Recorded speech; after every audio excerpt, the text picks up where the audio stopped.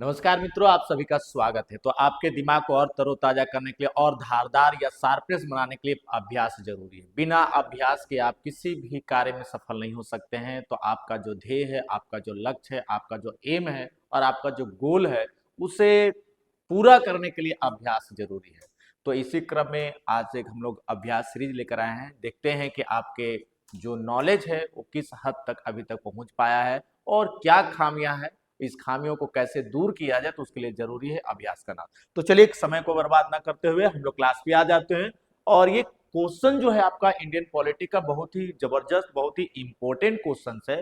प्रत्येक एग्जाम में इससे संबंधित आने की संभावना जरूरी है। पहले तो आप ये देख लीजिए कि क्वेश्चन को सोल्व कैसे किया जाता है, और अगर चार ऑप्शन है तो इस चारों के बारे में ऑपरेशन कैसे किया जाता है, इसको आज हम लोग समझने का प्रयास करेंगे। ठीक है, तो क्वेश्चन से आपके पास निम्नलिखित में से किस एक अधिनियम द्वारा भारत में संघीय न्यायालय की स्थापना की गई थी? फेडरल जुडिशरी की एस्टेब्लिश किया गया था, किसके द्वारा किया गया था? तो आपका क्या इसका उत्तर बनेगा?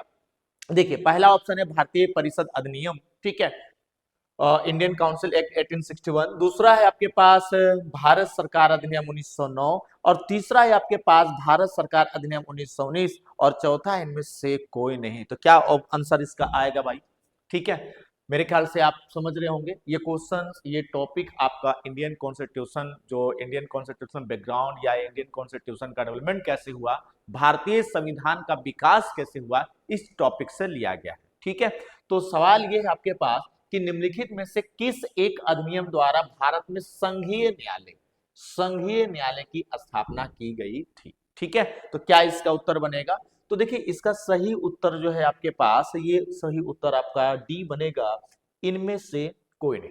ठीक है, इनमें से कोई नहीं। आपका उत्तर लग रहा होगा कि भाई 1773 के अनुसार होगा, तो नहीं, बिल्कुल नहीं। पहले तो इसको समझ लेते हैं। आपको ये याद होना चाहिए कि ये जो आपके पास संघीय न्यायालय है, तो भारत शासन अधिनियम, ये थोड़ा ध्यान रखिएगा, भारत शासन अधिनियम।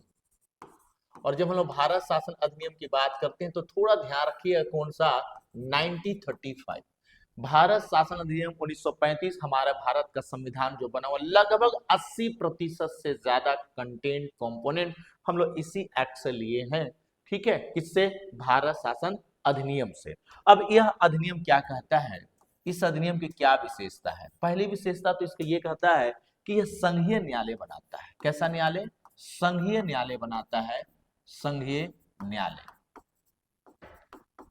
फेडरल जुडिशरी की स्थापना करता है। इसका सीधा मतलब यह है कि भारत के छोटे छोटे जितने भी न्यायालय होंगे, कोई संघीय न्यायालय से अलग नहीं है, बल्कि भारत के किसी भी क्षेत्र में किसी भी न्यायिक व्यवस्था से अगर डिसीजन देना हो तो मैं उसके लिए मतलब कार्यरत रहूंगा, और उसके हर उस बिंदु को परखेंगे, जांचेंगे और एक निष्पक्ष न्याय करने का प्रयास किया जाए। तो संघीय न्यायालय की स्थापना जो किया गया है, वह किया गया है 1935 के अकॉर्डिंग किया गया है। इसमें से ये सारे ऑप्शन गलत है, तो इसका करेक्ट उत्तर क्या बनेगा? डी बनेगा। और इसी 1935 के भारत शासन अधिनियम में क्या किया गया, खास जो काम था इसका, कि जो केंद्र सरकार है, केंद्र में द्विध, ठीक है ना, द्विध सरकार की स्थापना की गई।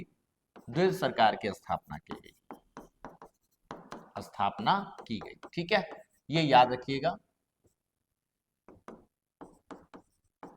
ओके, ये बहुत ही इंपॉर्टेंट आपके पास है, संघीय न्यायालय और केंद्र में दोहरी शासन व्यवस्था। ठीक है, हाँ, अगर मैं आपसे ये कहूं कि इसके अनुसार और क्या किया गया था, तो इन बातों को अगर हम थोड़ा सा हटा देते हैं, ठीक है, आगे बढ़ते हैं, तो एक पॉइंट आपका और बच जाता है। और वो पॉइंट क्या है आपका? बहुत आसान से समझिएगा, भारतीय परिषद अधिनियम 1861। ठीक है, 1861 का जो भारतीय परिषद अधिनियम है, 1861 का जो प्रोविजन क्या है इसमें, इसको थोड़ा जान जाइए। सबसे पहला प्रोविजन की अगर हम बात करें तो विधान परिषद, विधान परिषद जो है आपका लेजिस्लेटिव काउंसिल जिसे हम लोग कहते हैं, विधान परिषद की क्या की गई? पुनः स्थापना की गई। पहले समाप्त कर दिया गया था, फिर से स्थापित किया गया। एक पॉइंट आपको याद रखना है 1861 का। दूसरा यह है कि भारतीयों को इसमें शामिल होने का अधिकार दिया गया। शामिल होने का अधिकार दिया गया। ठीक है, होने का अधिकार दिया गया। ओके, होने का अधिकार दिया गया, याद रखिएगा। और तीसरी जो सबसे बड़ी इसकी विशेषता था 1861 का, वो क्या था? देखिए इसका क्या मतलब होता है, विधान परिषद तो बनाया गया, इस विधान परिषद में जो भारत के लोग थे उनको भी इसमें बैठने का अधिकार दिया गया। ठीक है, और परिषद का विस्तार किया गया। जो भी परिषद, जो गवर्नर जनरल का जो काउंसिल होता था, फिर से ध्यान से समझिएगा, गवर्नर जनरल का जो काउंसिल होता, जो उसका एक कॉन्फ्रेंस होता था, उसमें उसका विस्तार किया गया, सीटों की संख्या में बढ़ोतरी की गई, तो परिषद का विस्तार किया गया, परिषद का विस्तार किया गया। ठीक है, काउंसिल का विस्तार किया गया। और सबसे इंपॉर्टेंट पॉइंट तो ये है कि आप लोग जानते होंगे कि 1858 का जो भारत शासन अधिनियम आया था, इसमें ये कहा गया था कि भारतीयों के साथ कोई भेदभाव नहीं किया जाएगा, भारतीयों को भी ऊंचे पदों पर पहुंचाया जाएगा। तो इस बात को साबित करने के लिए 1861 का एक जो एक्ट पास हुआ, उसमें सिविल सर्विस की प्रतियोगिता परीक्षाओं का आयोजन करने की बात की गई, सिविल सर्विस परीक्षाओं को आयोजित करने की बात की गई। और ये कहा गया कि ये जो सिविल सर्विस जो परीक्षा होगी वो कहाँ होगा? लंदन में होगा। और गवर्नर जनरल को एक पावर दिया गया, वो पावर क्या दिया गया? अध्यादेश जारी करने का। गवर्नर जनरल को ऑर्डिनेंस, अध्यादेश आप जानते होंगे, आर्टिकल 1 to 3 जो हमारे देश के राष्ट्रपति जी के पास है। ठीक है, 1 to 3। और अगर हम लोग आर्टिकल 213 की बात करते हैं तो राज्य के राज्यपाल के पास होता है। तो ये वाला जो पावर है पहली बार 1861 में किसको दिया गया? गवर्नर जनरल को दिया गया, अध्यादेश, अध्यादेश जारी करने की शक्ति। ठीक है, अध्यादेश जारी करने की शक्ति। मेरे ख्याल से इस बात को आप लोग समझ गए होंगे कि ये जो आपका भारतीय परिषद अधिनियम 1861, जिसे हम लोग इंडियन काउंसिल एक्ट 1861 कहते हैं, इसमें क्या प्रावधान है? देखिए ये है क्या, पहले तो ये आप समझ जाइए। हमारे देश में आजादी से पहले अंग्रेजों का शासन था, और अंग्रेजी शासन व्यवस्था अपने शासन को मजबूत करने के लिए तरह तरह के कानून लाते थे। वह तरह तरह के कानून, जो अनेकों प्रकार के जो कानून, जो उसमें उनका स्वार्थ की भावना निहित होता था, तो इस प्रकार के कानून ये लोग लागू करते थे। और सभी को आप लोगों को मालूम होगा कि भारत में कुछ सालों तक तो ईस्ट इंडिया कंपनी का शासन रहा। और जब 1857 का विद्रोह हुआ, रिवोल्ट ऑफ 1857, तो उसका जो कंक्लूजन और रिजल्ट निकला, इसलिए पता चला कि जो ईस्ट इंडिया कंपनी को जो मैंने पावर दिया, उसका कहीं ना कहीं मिसयूज किया गया है। भारतीय जनता में आक्रोश है। तो इस आक्रोश को समाप्त करने के लिए 1858 1858 का भारत शासन जब अधिनियम आता है, तो क्या किया जाता है? तो हमारे देश में खास करके ईस्ट इंडिया कंपनी का शासन को समाप्त कर दिया जाता है, और क्राउन का शासन आ जाता है। किसका शासन? क्राउन का शासन आ जाता है। मतलब कि जो ब्रिटिश पार्लियामेंट है वहां कानून पास होगा और भारत में क्या होगा? लागू होगा। उस कानून को देखरेख करने का जिम्मेदारी सिर्फ ईस्ट इंडिया कंपनी को दिया जाता है। तो ये बात आप लोगों को थोड़ा ध्यान रखना है, क्योंकि ये जो आपका 1861 वाला जो पॉइंट है ये बहुत इंपॉर्टेंट है, आप इसको याद रखें। ठीक है, तो मेरे ख्याल से ये बात तो आपको समझ में आ गया होगा कि यहाँ पर जो मामला है 1861 जो है, इसमें कहीं भी फेडरल जुडिशरी का इस्तेमाल नहीं किया गया था। यहां तक यदि आप समझ गए हो तो हम आगे बढ़ते हैं। अगला है भारत सरकार अधिनियम 1909। ठीक है, 1909 में क्या खास किया गया? तो इसे आप लोग जानते होंगे, मार्ले मिंटो सुधार भी हम लोग कहते हैं, है ना? मार्ले मिंटो सुधार, मार्ले मिंटो सुधार। देखिए मार्ले मिंटो सा मार्ले मिंटो सुधार की जब हम बात करते हैं, तो ये मार्ले मिंटो सुधार कब आया था? 1909 में आया था। और इसे हम लोग गवर्नमेंट ऑफ इंडिया एक्ट 1909 के नाम से जानते हैं। ठीक है, अब इसका क्या प्रावधान था? ये प्रावधान तो समझ लीजिए ऐसा था कि भारत में फूट डालो और राज करो। हिंदू मुस्लिम एकता को तोड़ने के लिए सबसे जबरदस्त ये हथियार था, वेपन था। अंग्रेजों को लगता था कि जब तक हिंदू और मुस्लिम को हम लोग तोड़ेंगे नहीं, तब तक लंबे समय तक शासन करेंगे नहीं। और इस बात को हमारे देश के कुछ युवा, हमारे देश के कुछ नेता उस समय समझ नहीं पाए। और जब समझ आया तो बहुत समय निकल चुका था, हम लोगों का शोषण हो चुका था, और उसका परिणाम था कि पाकिस्तान जैसे देश का निर्माण भी करने के लिए लोग आगे आ गए थे। तो ये जो आपका खास करके मार्ले मिंटो सुधार है, इसका जो सबसे इंपॉर्टेंट प्रावधान तो ये था कि जो मुस्लिम वर्ग है, मतलब मुस्लिमों के लिए, ठीक है, अगर हम बात करें मुस्लिमों से रिलेटेड, मुसलमानों के लिए मुसलमानों के लिए, थोड़ा समझिएगा बात को, मुसलमानों के लिए पृथक निर्वाचन क्षेत्र, पृथक का मतलब होता है डिस्ट्रीब्यूट कर दिया गया ना, पृथक निर्वाचन क्षेत्र, पृथक निर्वाचन क्षेत्र क्या किया गया, क्षेत्र आरक्षित किया गया, रिजर्व कर दिया गया, आरक्षित किया गया, ठीक है, रिजर्व कर दिया गया, किससे, तो अगर आपसे बात किया जाए कुछ का 1909 के जो गवर्नमेंट ऑफ इंडिया एक्ट है उससे रिलेटेड, मेरे ख्याल से इस बात को आप लोग पूरी तरह से समझ गए होंगे, ठीक है, मार्ले मिंटो सुधार 1909। और अगर हम लोग बात करते हैं इसका खास करके, ये जो आपका 1919 की बात अगर हम लोग करते हैं, ध्यान रखिएगा 1919 की जब हम लोग बात करते हैं तो 1919 का गवर्नमेंट ऑफ इंडिया एक्ट 1919 क्या है, इसको थोड़ा समझ लेते हैं। ये था आपके पास भारत सरकार अधिनियम, भारत सरकार अधिनियम, ये क्या है भाई, फिर से इसको समझिए। मैंने बोला कि ब्रिटिश सरकार जो है वो भारत में अपना शासन व्यवस्था को मजबूत करने के लिए कुछ ऐसा कानून बनाए जिससे कि उसको ज्यादा से ज्यादा लाभ हो, लंबे समय तक शासन करते रहे। तो क्रमवार ब्रिटिश सरकार कुछ न कुछ कानून यहाँ ऐसा लागू करता था कि हम लोग उसके बात को समझ नहीं पाते थे, और इस तरह से हमारा देश का शोषण होते जा रहा था, हमारे देश की जनता का शोषण होते जा रहा था। और इसी जब शोषण को हम लोग समझ बैठे तो भारत में कुछ राष्ट्रवादी आंदोलन हुए जिसे हम लोग मतलब राष्ट्रवादी के रूप में जानते हैं। तो यहाँ जो आपका भारत सरकार अधिनियम 1919 जो है, 1919 का क्या प्रावधान है, प्रावधान आपको पकड़ना है इसमें, ठीक है। तो जिसका सबसे इंपॉर्टेंट पॉइंट तो ये है कि राज्य में, ठीक है, राज्य को हम यहाँ पर लिख सकते हैं प्रांतों में, प्रांतों में, ठीक है, द्वैध द्वैध शासन व्यवस्था प्रारंभ हुआ, शासन व्यवस्था, यहां पर द्वैध को हम लोग ड्यूल कहते हैं, ड्यूल, ठीक है ना, ड्यूल एडमिनिस्ट्रेटिव शुरू हुआ। इसका मतलब ये था कि कुछ जो क्षेत्र थे वो आरक्षित कर दिए गए जिसपे वहां के राज्य सरकार एक्शन ले सकता था, और कुछ जो मुद्दे होते थे उस पे एक्शन या उस पे कानून बनाने का अधिकार केंद्र सरकार को होता था, ठीक है। तो राज्य में क्या कर दिया गया, द्वैध शासन व्यवस्था को प्रारंभ किया गया, किससे रिलेटेड ये है भारत सरकार अधिनियम 1919 से। चूंकि ये तीनों ऑप्शन को जब हम लोग ऑपरेशन करते हैं, जब हम लोग पोस्टमार्टम करते हैं, तो पता चलता है कि कहीं भी संघीय न्यायालय के बारे में कहा नहीं गया है। तो वैसे भी आपको ऑप्शन नंबर डी इसका करेक्ट उत्तर हो जाता है। हाँ, अगर आपसे ये पूछा कि संघीय न्यायालय जो था, खास करके संघीय न्यायालय की भारत में जो स्थापना की गई थी वह 1937 में किया गया था। कब किया गया था, 1937 में किया गया था। और उसके अगर हम लोग बात करें, जब 1937 में यह बनाया गया तो खास करके भारतीय क्षेत्रों में जितने भी छोटे छोटे खास करके जुडिशरी था सबको एकीकृत कर दिया गया, इंटरग्रेटेड कर दिया गया, ठीक है। तो चलिए यहां तक ये बात को आप लोग समझ गए होंगे। आते हैं हम लोग अगले पॉइंट बिंदु पे आते हैं, और अगला बिंदु क्या करता है देखते हैं, ठीक है।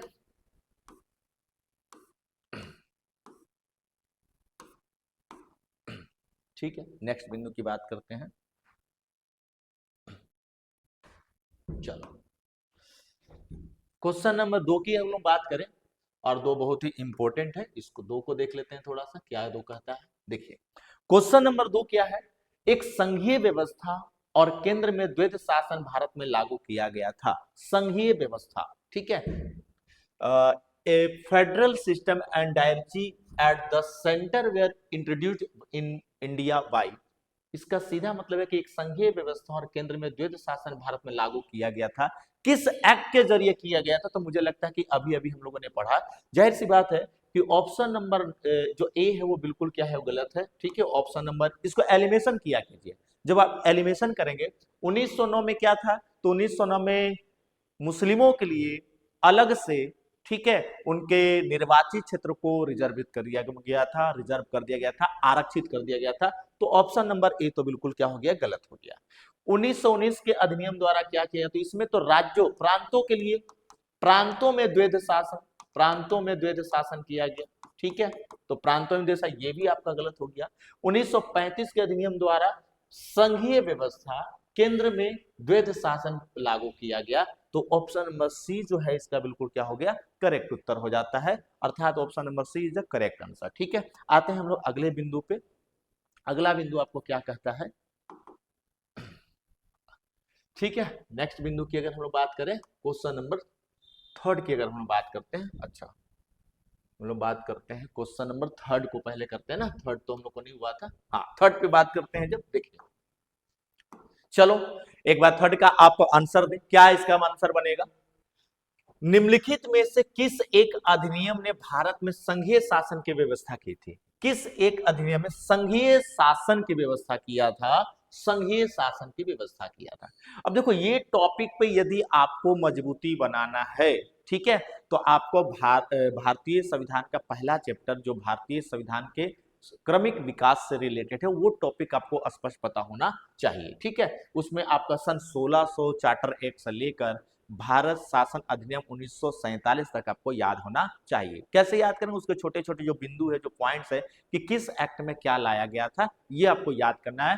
थोड़ा सा ट्रेडिशनल है लेकिन देखिए बहुत ही सिंपलेस्ट है, बहुत ही आसान है, इसको आप जरूर याद करें क्योंकि जब क्वेश्चन आता है तो कई बार हम लोग घबरा जाते हैं ना। चलिए, तो संघीय शासन व्यवस्था जाहिर सी बात है ये दोनों में नहीं है, ठीक है, तो ऑप्शन नंबर सी इसका भी क्या हो गया, करेक्ट आंसर आ गया। चलिए नेक्स्ट क्वेश्चन की अगर हम लोग बात करते हैं, अगले क्वेश्चन की हम लोग बात करते हैं तो क्वेश्चन नंबर फोर्थ पे जब हम लोग आते हैं, क्वेश्चन नंबर 4 क्या कहता है, 1935 के अधिनियम द्वारा स्थापित संघ में अवशेष शक्तियां किसको दी गई। अवशेष शक्तियां, ठीक है ना, अवशेष शक्तियां, रिएटरी लिस्ट इसको कह सकते हैं, अवशेष शक्तियां। इसे आप अवशिष्ट शक्ति भी कह सकते हैं, अवशिष्ट शक्ति।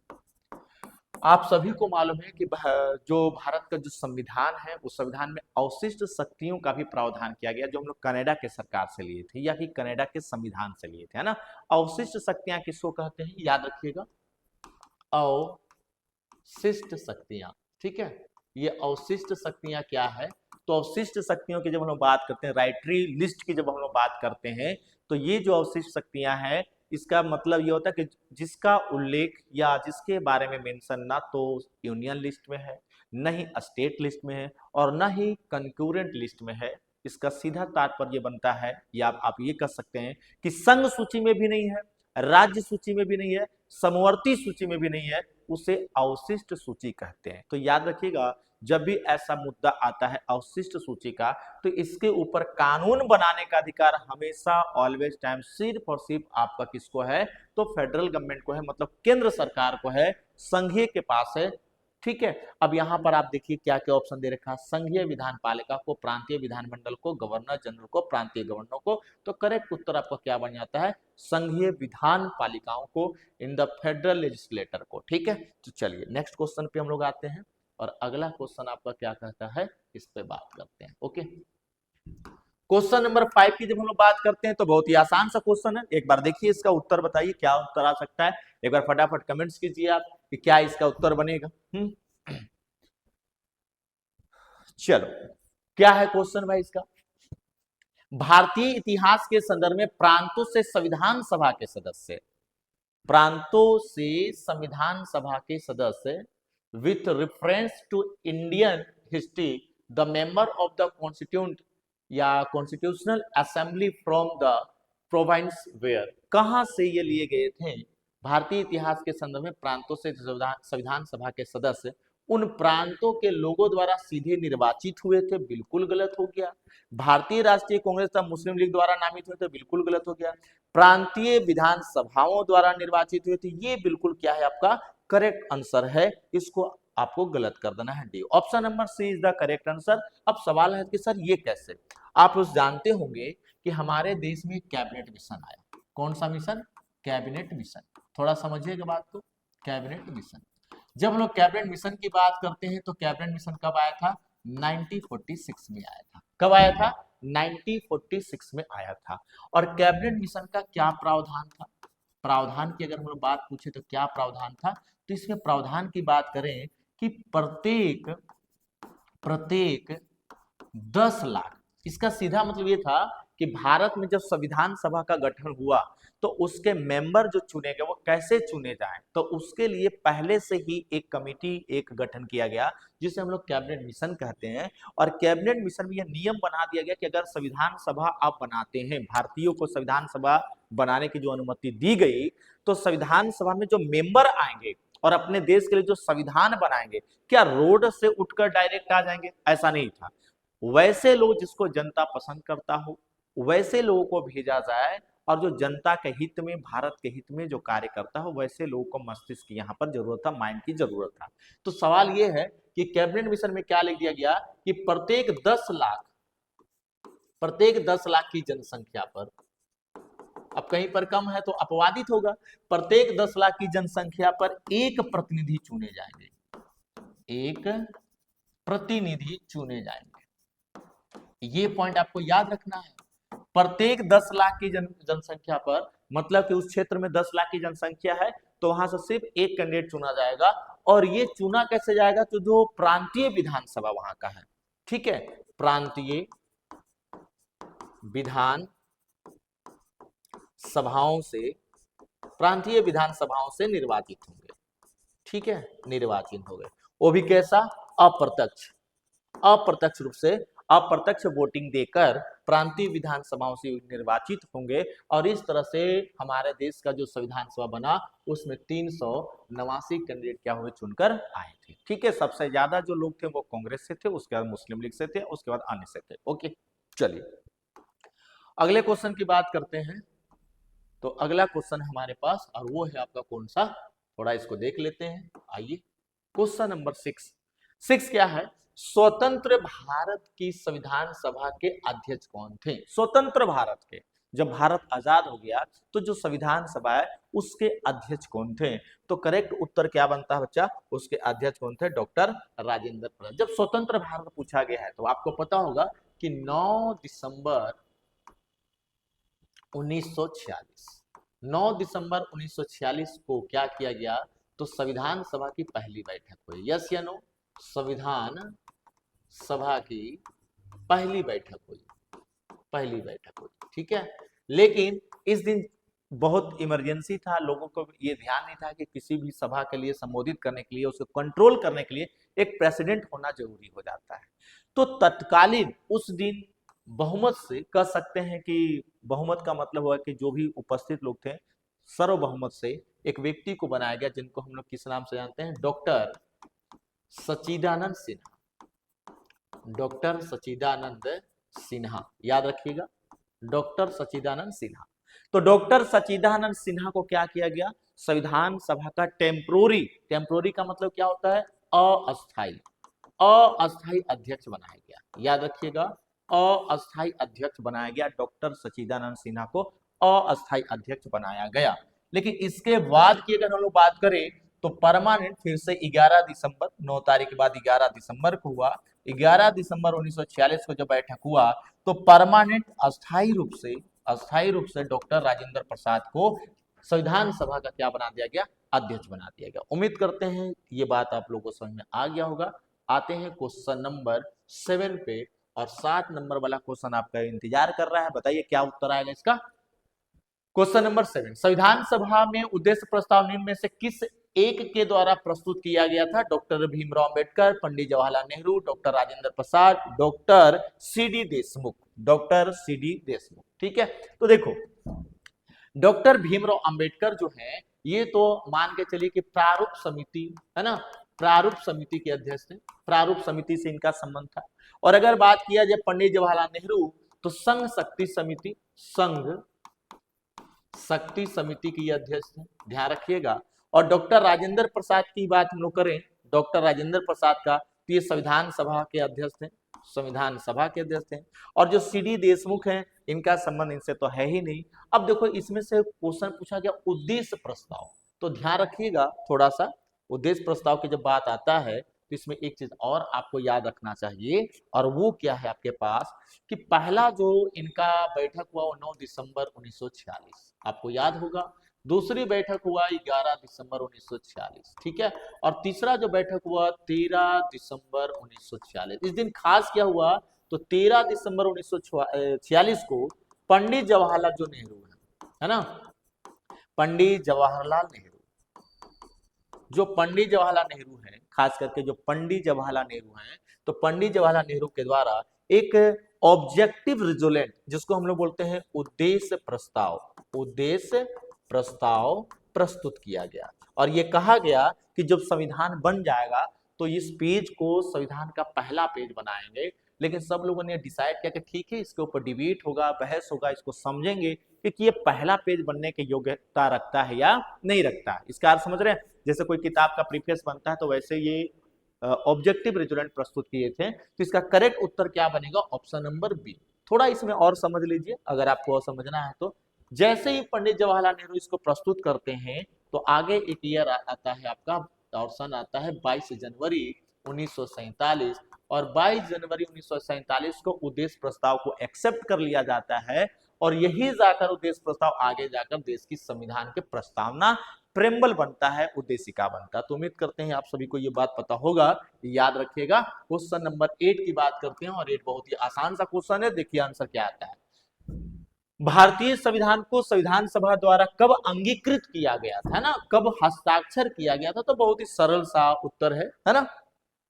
ठीक है भाई, इसका उत्तर तो आप सभी दे देंगे, 26 नवंबर 1949। ठीक है, 26 नवंबर 1949 को अंगीकृत किया गया था। तो इस पे ज्यादा विचार करने की जरूरत ही नहीं है। क्वेश्चन नंबर 9 पे आ जाते हैं, और क्वेश्चन नंबर 9 क्या कहता है कि भारतीय संविधान को 26 नवंबर 1949 को किसके द्वारा अधिनियमित किया गया था? किसके द्वारा किया गया था, ये इंपॉर्टेंट लाइन है। मतलब किसने उसको एक्सेप्ट किया था?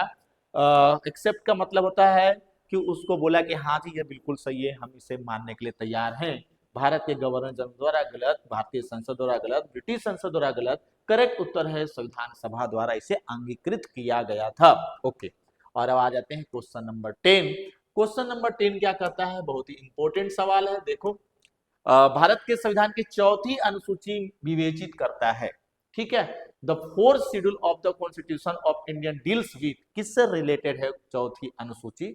ठीक है, चलो, राज्यसभा में स्थानों का आवंटन, राजनीतिक दल बदल को, पंचायती व्यवस्था और भाषाओं को। तो मेरे ख्याल से आप बिल्कुल सही जा रहे हैं, ये चौथी अनुसूची से रिलेटेड है। किससे? चौथी अनुसूची। हाँ, चौथी अनुसूची। ओके, चौथी अनुसूची में लिखा हुआ है कि राज्यसभा में जो सीट निर्धारित होंगे, किस राज्य को कितने सीट दिए जाएंगे, उसकी चर्चा व्याख्या की गई है। और राजनीतिक दल बदल से रिलेटेड मामला अनुसूची 10 में है। पंचायती व्यवस्था का उल्लेख हमारे अनुसूची 11 में है, और भाषाओं की बात करें तो अनुसूची 8 में है। तो करेक्ट उत्तर इसका क्या बनेगा? ए बनेगा। इस तरह के क्वेश्चनों का अभ्यास करने के लिए संस्था से लगे रहे। मिलते हैं अगले क्लास में धमाकेदार क्वेश्चन के साथ, क्योंकि अभी आपका नियरेस्ट एग्जाम है, तो अभ्यास बहुत ही महत्वपूर्ण हो जाता है, और हम लोग अभ्यास कराने के लिए तटस्थ हैं, क्योंकि अभ्यास ही वह एकमात्र रास्ता है जिससे आपकी सफलता सुनिश्चित होगी, सक्सेस होगा। तो अपने गोल को अचीव करने के लिए संस्था से जुड़े रहिए। मिलते हैं अगले क्लास में। जय हिंद।